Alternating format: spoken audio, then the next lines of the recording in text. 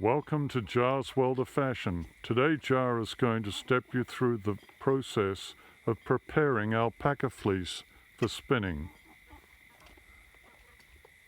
This raw fleece is from our own alpaca Marshall, who was only 10 months old when we had the raw fleece. It's extremely soft, and but as you can see, to prepare them for spinning, it's very difficult. As you compare the alpaca fleece with the sheep wool fleece, alpaca fleece is probably more difficult. It's because they don't have the lanolin. With the sheep wool, it's almost the lanolin, almost like the glue that hold them together. So it will be easier to handle. But alpaca fleece, any kind of mess around, and they just come out and loose, and it's extremely difficult to handle. The way that I prepare the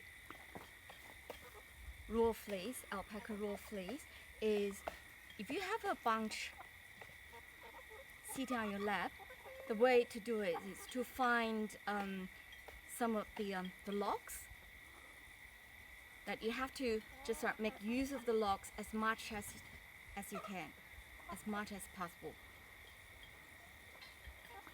because that's the only thing that holds the fiber together.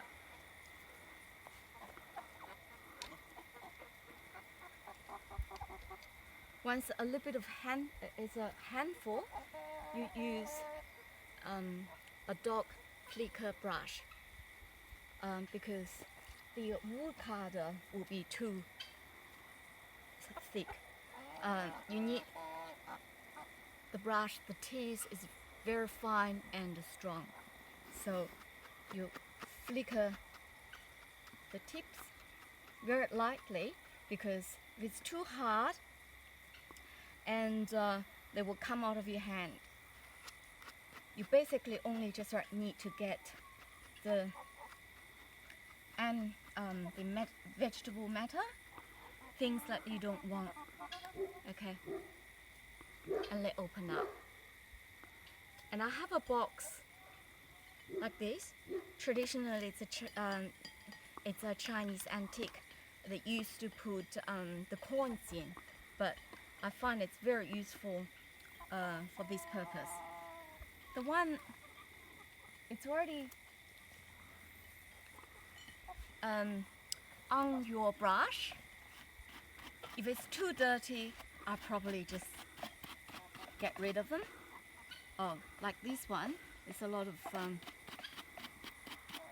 if it's too dirty, don't have to use them, but if it's reasonable and you can still use them. That's the difference between alpaca fleece and wool fleece. Normally with the wool, I just chuck it out. But with alpaca, basically, because you see the fiber, it's too fine, so it doesn't matter if it's too short. It's another big chunk. Take it out. Whichever way, sometimes the baits you will find, you can also hold the baits because it's all chunked up together.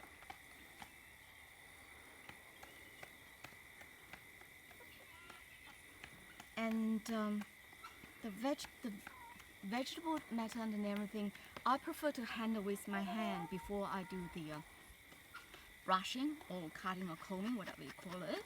It's because once it's already in your brush, and that will basically spoil all the rest.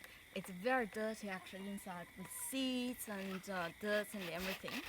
I just get rid of them. The other end, the base sometimes is a bit difficult because sometimes it's got the fluffs, yeah, and also if you're not careful, so they come out. If you're not in the same direction,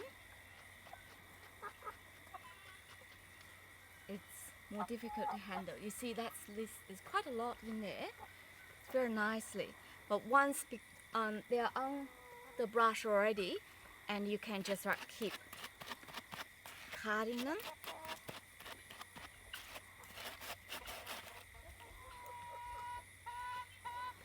Yeah, that's basically the way with the longer brush.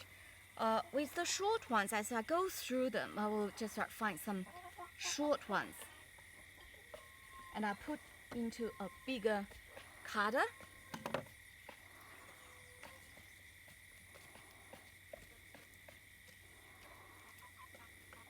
This actually is quite good.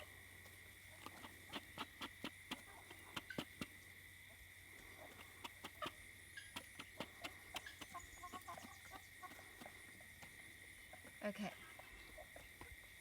Now, if you have quite a lot of short ones or even loose ones, for instance, like these ones, I put them onto the bigger cutter.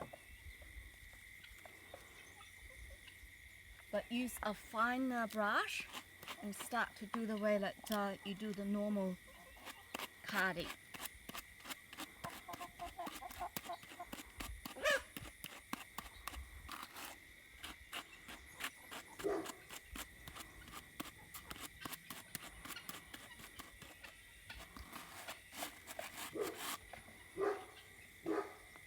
So you put it in, put away.